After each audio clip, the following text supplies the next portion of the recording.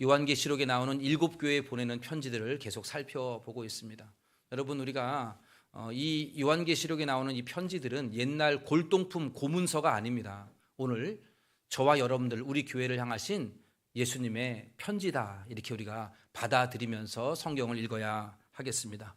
오늘은 네 번째 교회인 두아디라 교회에 보내는 예수님의 편지를 살펴보도록 하겠는데요. 먼저는 이 편지를 쓰시는 예수님은 어떠한 모습으로 쓰고 있는지, 묘사되고 있는지를 보겠습니다. 18절 말씀을 보십시오. 두아디라 교회의 사자에게 편지하라. 그 눈이 불꽃 같고 그 발이 빛난 주석과 같은 하나님의 아들이 이르시되, 이렇게 쓰여 있습니다. 눈이 불꽃과 같다라고 표현하고 있습니다. 그러니까 우리의 모든 것을 면밀하게 살펴보시는, 주무시지도 졸지도 아니하시는 하나님께서, 예수님께서 여러분들의 삶을 다 헤아려 보시는 그 눈입니다. 여러분, 오늘 아침에 일어나서 여기 오는 데까지의 이 시간의 과정들, 내가 뭐 했는지도 잘 기억이 안 나잖아요. 그런데 예수님은 여러분들이 깨어서 여기까지 오는 이 모든 순간도 다 불꽃과 같은 눈으로 살펴보고 계시다는 거죠. 또한 빛난 주석과 같은 발을 가지고 있다 그랬는데, 마치 왕이 의자에 앉게 되면 그 엎드려 있는 사람들은 그 왕의 발만 보이는 거죠. 이것처럼 아주 존귀와 위엄으로 우리 교회를, 또 여러분들을 다스리시는 우리 예수님의 권능을 표현하는 것이 빛난 주석과도 같은 발이다, 이렇게 표현되어져 있습니다. 이처럼 불꽃 같은 눈으로, 또한 빛난 주석과 같은 존귀와 위엄으로 우리를 다스리시는 예수님께서 이 두아디라 교회를 향하여 무엇이라고 칭찬하시는지를 보겠습니다. 우리 19절 말씀, 칭찬이니까 같이 한번 읽어보겠습니다. 내가 내 사업과 사랑과 믿음과 섬김과 인내를 아노니 내 나중 행위가 처음 것보다 많도다. 여러분, 여기 두 가지 칭찬하는 내용이 있는데, 첫째는 사업과 사랑과 믿음과 또한 섬김과 인내를 안다, 이렇게 칭찬하셨어요. 이 사업이라고 하는 것은 사역입니다. 그러니까 두아디라 교회가 하는 모든 사역들, 봉사, 섬김, 이걸 안다는 거예요. 그러니까 두아디라 교회가 사역이 활발했던 교회예요. 게으른 교회가 아니에요. 많은 일들을 했던 교회입니다. 어떻게 했느냐? 사랑과 믿음과 섬김과 인내로 사역했던 교회예요. 예수님 잘 알고 있다는 거예요. 여러분, 우리 교회도 다 그러지는 않지만 교회를 위해서, 복음을 위해서 시간을 드리고 몸을 드리고 봉사하고 헌신하는 분들이 있습니다. 어떤 분들은 예배만 드리고 그냥 일주일 내내 교회와는 관계없이 살아가는 분들도 계시지만, 어떤 분들은 주중에 나와서도 일하고, 또 오늘 예배 시간에도 11시가 아니라 아침 식사도 안 하고 일찍 나와서 일하고 또 봉사하고 하는 분들이 계시죠. 우리 모두는 이렇게 사랑과 믿음과 섬김과 인내로 봉사하시고 사역하시는 분들을 알아줘야 해요. 근데 여러분, 이러한 사람들의 인정과 칭찬보다 우리 예수님께서 여러분들의 수고를 아신다는 것을 기억하시기 바랍니다. 사람들이 인정하지 않고 사람들이 알아주지 않는다 하더라도 하나님께서, 우리 예수님께서 풍성한 은혜로 여러분들을 위로해 주실 줄로 믿으시기를 바랍니다. 교회에 앞장서서 헌신하는 분들, 오늘 주님이 내가 너희들의 수고를 안다라고 말씀하시는 것이 커다란 위로가 되시기를 바랍니다. 또한 두아디라 교회 두 번째 칭찬은 19절 뒤에 있는 내용이죠. 내 나중 행위가 처음 것보다 많다는 칭찬입니다. 여러분, 우리가 에베소 교회를 봤지만 에베소 교회에 우리 주님이 뭐라고 책망했냐면 처음 사랑을 잃어버렸다, 처음 행위를 잃어버렸다, 이렇게 말씀하셨어요. 근데 반대로 두아디라 교회는 처음 사랑, 처음 행위가 보다 더 지금이 낫다는 거예요. 에베소 교회는 처음은 좋았는데 지금은 흐지부지 됐는데, 두아디라 교회는 아니에요. 나중 행위가 처음 것보다 많다 말씀하셨어요. 이 말을 다른 말하면 교회가 성장하는 교회였다, 이 뜻입니다. 점점점 성장하고 성화한다, 이 말이에요. 성도 여러분, 우리 가운데 잊지 말아야 될 단어 하나가 있는데 성화입니다. 성장입니다. 여러분, 예수를 믿으면, 예수를 믿는 즉시 거룩한 신자가 되는 건 아니에요. 성숙한 그리스도인이 되는 건 아닙니다. 마치 어린아이처럼 처음에는 연약하지만 신앙생활을 하면 할수록 점점 믿음이 성장하고 우리의 인격이 예수님을 닮는 인격으로 점점점 성숙해 가야 하는 것이죠. 이게 바로 성화이고 성장입니다. 바로 두아디라 교회는 나중 행위가 처음보다 더 많았다라고 하는 성장하는 교회였다는 겁니다. 이처럼 두아디라 교회는 많은 사역을 부지런히 했던 교회입니다. 사랑과 믿음과 섬김과 인내로 열심히 봉사했던 교회예요. 그리고 교회가 점점점 성장하는 교회였습니다. 여러분, 이쯤 하면 참 좋은 교회 아닙니까? 모범적인 교회 아니에요? 모범적인 성도들이잖아요. 그런데 예수님이 책망하셨어요. 이 교회도 아주 길게 책망하셨습니다. 문제가 있었다는 거예요. 그렇습니다, 여러분. 세상에는 완전한 교회란 없습니다. 완전한 신자도 없습니다.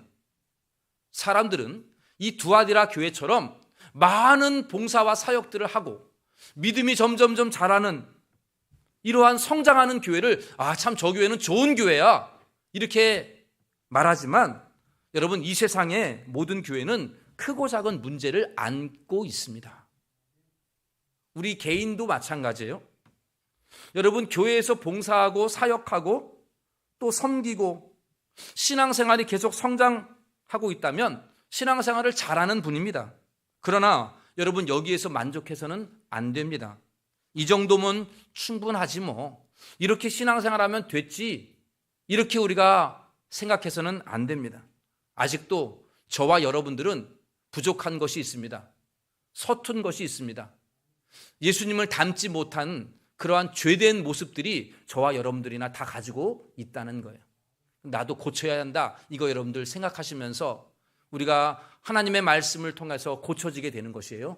마치 병원에서 엑스레이를 찍고 CT를 찍으면서 뭐가 문제인지를 찾고 고치는 것처럼 성경 말씀을 토대로 내가 뭘 바꿔야 하는가, 뭘 고쳐야 하는가를 깨닫고 계속해서 고쳐나가는 겸손히 신앙생활하는 우리 모두가 되시기를 간절히 원합니다.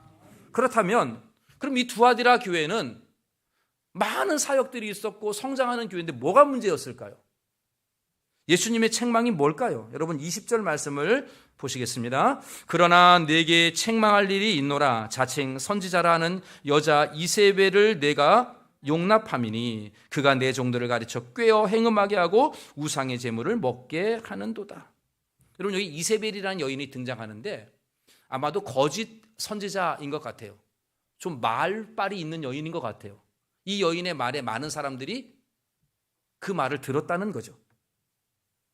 그래서 이 두아디라 교회에도 막 성장하는 교회이긴 하지만 여기 보니까 행음, 우상의 제물, 이러한 것들이 있었다라고 우리 예수님 책망하고 있습니다. 여러분, 이 당시에 두아디라라고 하는 이 도시는요, 상업이 발달한 도시입니다. 어떤 상업이 발달했냐면 옷감, 여러분 우리나라도 그러지 않아요? 이렇게 옷 제조하는 데는 한 군데 모여 있잖아요. 이것처럼 두아디라에는요, 이 옷감 제조하고요, 그 다음에 가죽 만드는 일이 성행했던 그 사업이 아주 유명한 사업이에요. 그러니까 옷감을 만들고 가죽을 만들고 그러다 보니까는 이 옷을 염색하는 일도 있고 가죽 염색하고 가공하는 이러한 이 옷과 그 다음에 가죽과 관련되어 있는 사업들이 아주 번성했던, 특화되었던 도시가 바로 이 두아디라입니다. 여러분, 사도행전 16장에 보면 사도 바울이 빌립보에 가서 처음 만난 여인이 루디아입니다. 근데 사도행전 16장에 보면 이 루디아라는 여인이 두아디라 출신이라고 그랬어요. 그리고 자색 옷감 장사, 옛날 성경에는 자주 장사 루디아 이렇게 표현되어 있어요. 자색 옷감이라고 하는 것은 자색 물들이는 옷감, 그거 일하는 여인이라는 얘기인데, 이 당시에 자색 옷은요, 로마 황제만 입었던 색깔이에요. 그러니까 이 염색이 엄청나게 귀한 염색이에요.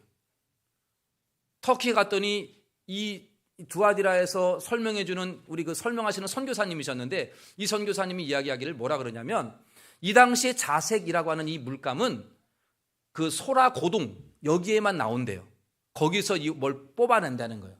귀한 염료래요, 이 염료가. 그래서 황제나 높은 지위에 있는 사람들만이 이 자색 옷감을 입을 수 있었다는 거예요. 그러니까 여러분, 이 그 빌립보의 자색 옷감 장사했던 루디아는 지금으로 말하면 명품 옷 만드는 여인이었다. 루이비통 이런 거 있잖아요. 샤넬 이런 옷 만드는 여인이었다 보시면 돼요. 큰 사업을 했던 여인이에요. 그래서 여러분 학자들이 어떻게 이야기하냐면 이 루디아가 빌립보에서 자색 옷감 장사하다가 바울 만나서 예수님을 믿고 자기 고향인 두아디라로 가서 교회를 세웠다. 그 교회가 바로 두아디라 교회다. 이렇게 보는 학자들이 많습니다.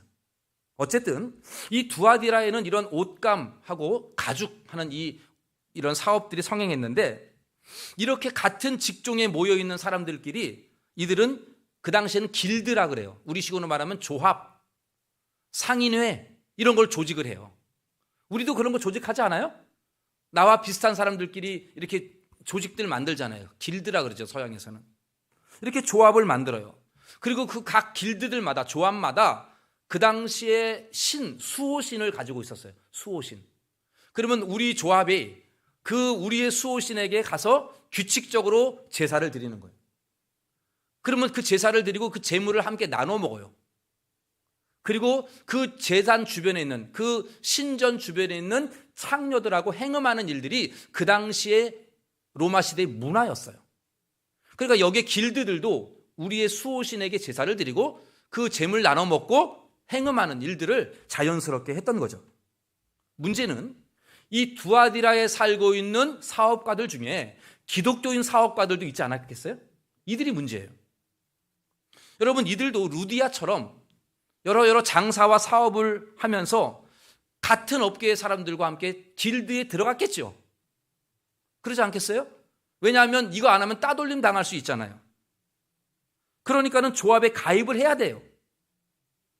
그러다 보면 이 두아디라의 신앙생활하고 있는 사업가들도 그 조합에서 운영하고 있는 신들을 섬기려고 함께 가서 제사도 드려야 되고 제물도 나눠 먹어야 되고 음행할 수밖에 없는 처지. 이게 문화니까 그 당시에는. 그런 일들을 할 수밖에 없는 상황이 되는 거죠. 만약에 그렇게 하지 아니하면 조합에서 쫓겨나는 거예요. 그러면 생계 유지에 타격을 입게 되는 것이죠.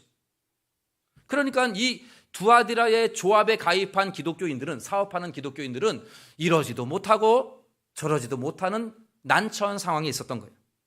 그때 이 두아디라의 자칭 선지자라고 하는 이세벨, 이 여자가 이렇게 얘기하는 거예요. 제가 그냥 각색해 볼게요. 상상으로 말합니다. 이렇게 얘기하는 거예요. 여러분, 이 일들은 사업의 일부분이니까 괜찮습니다.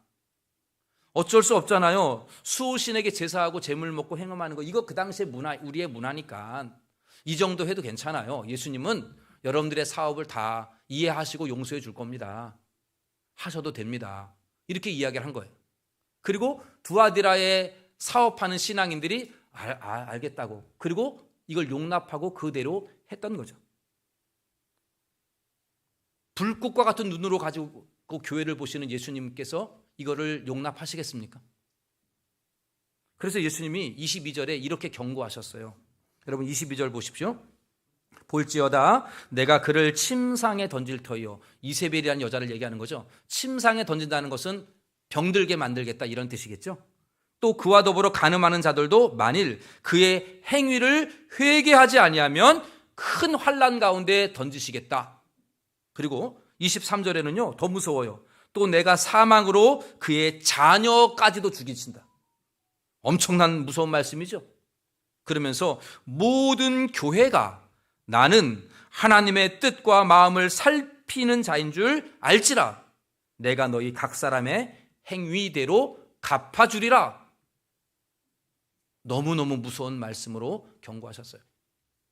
내가 지금 불꽃 같은 눈으로 너희들을 보고 있다는 거예요. 마음과 뜻까지 살피시는 내가 너희들이 하는 이 모든 행위들 다 갚아줄 것이다 라고 경고하셨어요.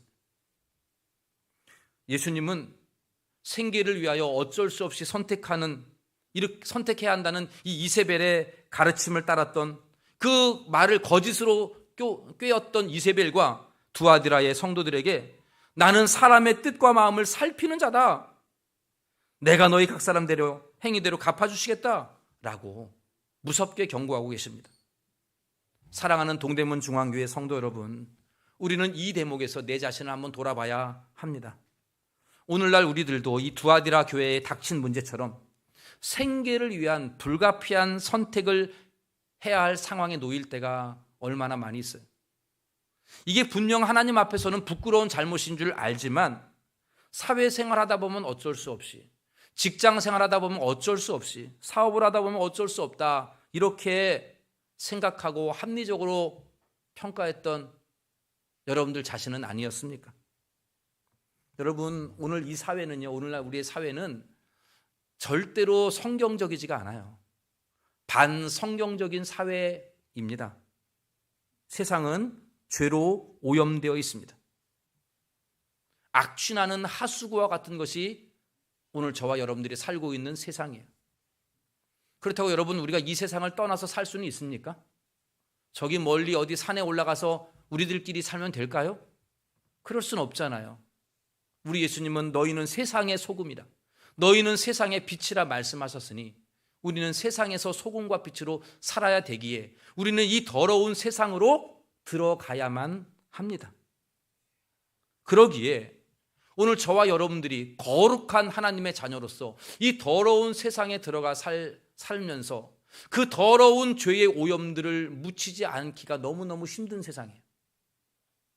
어려운 세상입니다. 신앙의 거룩한 습관들을 끝까지 붙들고 이 세상과 구별된 삶을 살아내기가 얼마나 어려운 시대인지를 모릅니다. 그래서 우리가 이러한 우리 그리스도인들이 처한 형편을 가리켜서 영적 전쟁을 해야 한다, 이렇게 말하는 거예요. 전쟁이라고 표현하고 있는 거예요. 여러분, 오늘 여기는 전쟁하는 데가 아니죠. 우리 예배당은 교회에서 전쟁하고 세상에서 쉬는 게 우리 그리스도인이 아니라 교회에서는 안식하고 나가서 영적 싸움하는 것이 그리스도인의 정체성입니다. 우리가 이것을 잊지 말아야 합니다. 사랑하는 성도 여러분, 세상은 전쟁터예요. 돈 많이 벌기 위해 성공하기 위한 전쟁터가 아니라 영적 싸움의 전쟁터입니다. 그리고 우리는 이 싸움을 피해서는 안 됩니다. 이미 전쟁은 시작이 되었고 우리는 그 전쟁에 참가하고 있는 거예요. 싸움은 불가피합니다. 여러분, 이 싸움은 힘든 싸움이고요, 외로운 싸움이에요. 마치 골리앗과 같은 세상이 우리 앞에 놓여 있어요. 우리는 아무것도 가지지 못한 연약한 자들이에요. 우리 예수님이 제자들을 세상으로 보내면서 마치 양을 이리떼 가운데로 보내는 것 같다, 이렇게 말씀하셨어요. 양을 이리떼 가운데로. 여러분, 양을 늑대가 득실거리는 그 동물원으로 집어넣어 버리면 어떻게 되겠습니까? 주님의 마음이 그 마음이라고. 오늘 우리 교회를 살피시는 우리 예수님께서 여러분들이 세상에 나아가는 것 똑같은 마음 아니실까요? 양을 이리떼 가운데로 보내는 것 같은. 그러나 여러분, 가야만 합니다. 세상으로 나아가서 구별된 삶을 살아야 한다는 사실이에요. 여러분, 벌써 얼굴이 어두워져 있는데 여러분, 이것이 우리의 사명인 줄로 아시길 바랍니다. 우리의 사명이 그렇습니다. 그런데 우리 놀라운 진리가 있죠. 내가 너희와 함께 하노라. 주님이 함께 하시기에 우리는 그 주님 붙들고 나아가는 거예요. 여러분, 오늘 본문에 보면 두아디라 교회의 모든 성도들이 이세벨의 꾀임에 넘어간 건 아니었어요. 어떤 사람들은 끝까지 믿음을 지킨 사람들이 있었어요. 그들에게도 주님이 말씀하셨습니다. 여러분, 24절 한번 볼까요? 24절, 두아디라에 남아있어 이 교훈을 받지 아니하고 소위 사탄의 깊은 것을 알지 못하는 너희에게 말하노니 다른 짐으로 너희에게 지을 것은 없노라. 다만 너희에게 있는 것을 내가 올 때까지 굳게 잡으라. 여러분, 이 세상에서 다른 사람들은 이 이세벨의 꾀임에 넘어가 있는데 그러지 아니하는 사람들에게 뭐라고 말씀하시냐면 다른 짐으로 너희에게 지우지 않겠다. 다만 지금 있는 거 이거 붙들고 가라, 이렇게 말씀하셨어요. 여러분, 오늘날로 말하면 두아디라 교회가 사역이 많았잖아요. 봉사도 많았고. 다른 짐 안 져도 된다는 거예요. 여러분들도 마찬가지예요. 찬양대 안 서도 돼요. 일찍 안 와도 돼요. 교사 안 해도 되고 구역장, 부역장 안 해도 돼요. 식당 봉사 안 하셔도 된다고. 이런 짐들 필요 없다고. 다만 지금 있는 이 믿음 굳게만 붙들고 가라. 나올 때까지 이거 신앙 붙들고 가. 이런 말씀이에요. 지금 제가 하는 말을 듣고 오해해서 그럼 내년부터는 주방봉사 안 해도 되겠구나 이렇게 생각하시고 막 이렇게, 그거 아니고 사역보다 더 중요한 게 뭐라는 거예요? 믿음 지키는 거라는 거예요. 세상에서 영적 싸움 하는 거, 이게 더 중요하다는 거예요. 다른 짐을 내가 지우지 않겠어. 너도 이것만 꼭 붙들고 가면 좋겠어. 그만큼 힘든 일이에요. 어려운 일이라는 거예요. 다른 많은 무거운 짐들 다 안 지게 할 테니까 너희들 이것만큼은 꼭 붙들고 가라. 이렇게 지금 말씀하시는 거죠. 그렇습니다. 예수님은 이 악하고 더러운 세상에서 치열한 영적 싸움을 하고 있는 저와 여러분들을 향하여 다른 짐으로 너희에게 지울 게 없다는 겁니다. 이것만 붙들고 끝까지 승리하라고 권면하고 있는 것입니다. 여러분, 오늘 본문에 보니까 마지막에 이렇게 말씀하셨어요. 끝까지 싸워 이기는 자에게 어떻게 약속하십니까? 26절부터 읽어볼게요. 이기는 자와 끝까지 내 일을 지키는 그에게 만국을 다스리는 권세, 왕의 권세를 주신다는 거죠. 그리고요, 그가 철장을 가지고 그들을 다스려 질그릇 깨뜨리듯 할 거라는 겁니다. 이 세상이 아무리 세고 무서워도 철장으로 질그릇 확 깨뜨려 버리는 것처럼, 마치 다윗이 그 돌 조각 하나로 골리앗을 쓰러뜨리는 것처럼 그러한 능력을 주시겠다라고 말씀하셨습니다. 더 나아가 여러분, 그 뒤에 보면 뭐라고 되어 있냐면, 내가 또 그에게 새벽별을 주리라. 이 새벽별은 뭐냐면 어두운 캄캄한 밤에 별 하나 뜨는 것처럼 이 세상에서 별과 같이 빛나는 인생 만들어 주시겠다는 얘기예요. 별과 같은 인생, 그렇게 하시겠다는 겁니다. 성령이 교회들에게 하시는 말씀을 들을지어다, 이렇게 지금 표현하고 있습니다. 여러분, 이 말씀, 이 약속은요, 우리가 세상에서 얼마든지 싸워 이길 수 있다는 말씀이에요. 이기는 자는, 끝까지 지키는 자는 이렇게 해주시겠다라고 하는 것이잖아요. 이길 수 없는 싸움이 아니라 얼마든지 충분히 이길 수 있는 싸움이 있다는 거예요. 여러분, 이 세상과 싸우는 영적 전쟁 얼마든지 이겨낼 수가 있다고 주님은 말씀하고 있는 것입니다. 사랑하는 동대문 중앙교회 성도 여러분, 사회생활에서의 압박도 있고 경제의 압박도 있고 세상의 여러 가지 유혹들이 여러분들의 신앙을 오염시키려고 하는 때가 있습니다. 불가피한 일을 해야 할 때도 있습니다. 그러나 여러분, 영적 싸움에서 승리하시는 저와 여러분들이 되시기를 간절히 바랍니다. 영화배우 중에 신현준이라는 영화배우가 이러한 간증을 하는 걸 좀 들었어요. 자기는 술을 안 먹는데 회식 자리에서 자꾸 술을 주더래요. 그래서 나는 기독교인입니다. 술을 안 먹고 음료수 마시겠습니다, 이랬대요. 그러니까 주는 사람이 나는 교회 장로야 하면서 이렇게 따라주더래요. 어쩔 수 없잖아, 뭐 이런 얘기죠. 괜찮아. 여러분, 이게 이세벨이라는 거예요. 저는 제가 술 먹는 게 죄다, 담배 피는 게 죄다, 이런 얘기하는 게 아니라 내가 이러한 영적 싸움을 싸워야, 이 모든 것들이 영적 싸움이라고 하는 것을 생각을 하고 가는 것이 중요하다는 얘기예요. 그리고 여러분, 이 영적 싸움에서 우리는 얼마든지 승리할 수 있을 줄로 믿으시길 바랍니다. 그 근거는 주님이 우리와 함께 하시기 때문에 그렇습니다. 불꽃과 같은 눈동자로 살피시는 예수님께서 저와 여러분들과 함께 하십니다. 빛난 주석과 같은 발을 가지고 계시는 그 세상을 통치하시는 그 예수님이 우리와 함께 하십니다. 예수님은 우리의 대장 되십니다. 여러분들과 앞서 나가 싸우신다는 사실을 명심하셔서 그 예수님이 여러분들을 지키시기에 우리는 얼마든지 이 세상의 유혹을 믿음으로 승리하실 줄로 믿으시기를 바랍니다. 바라기는 이번 한 주간도 올 한 해에도 여러분, 이 더럽고 추악한 냄새나는 이 세상에서의 영적 싸움에서 능히 우리 주님이 주시는 힘과 능력과 전신갑주로 승리하시는 우리 모두가 되시기를 간절히 소원합니다. 그리하여 만국을 다스리는 왕의 영광, 철장으로 질그릇 깨뜨리는 놀라운 능력, 새벽별과 같이 빛나는 저와 여러분, 우리 동대문 중앙교회가 되시기를 주님의 이름으로 간절히 축원합니다. 기도하겠습니다. 사랑이 많으신 하나님 아버지, 오늘 말씀을 통해서 우리에게 힘과 용기를 더하여 주심에 감사합니다. 주여, 우리도 두아디라에 있는 성도들처럼 정말 골리앗과 같은 이 세상에서 때로는 많이 넘어지고 쓰러지고 약해질 때가 있습니다. 그러나 주님, 저희들 붙잡아 주시기를 원합니다. 성령님이 우리와 함께 하실 줄로 믿습니다. 우리에게 용기를 주시고 이 세상에서의 영적 싸움에서 능히 싸움에 나아가 승리할 수 있도록 우리를 도와주시옵소서. 그리하여 우리 동대문 중앙교회 성도님들은 새벽별처럼 빛나는 인생들 되게 하시고, 우리 동대문 중앙교회는 이 죄악으로 캄캄한 세상에 새벽별처럼 빛나는 교회 되게 하여 주시옵소서. 모든 말씀 예수님의 이름으로 기도하옵나이다.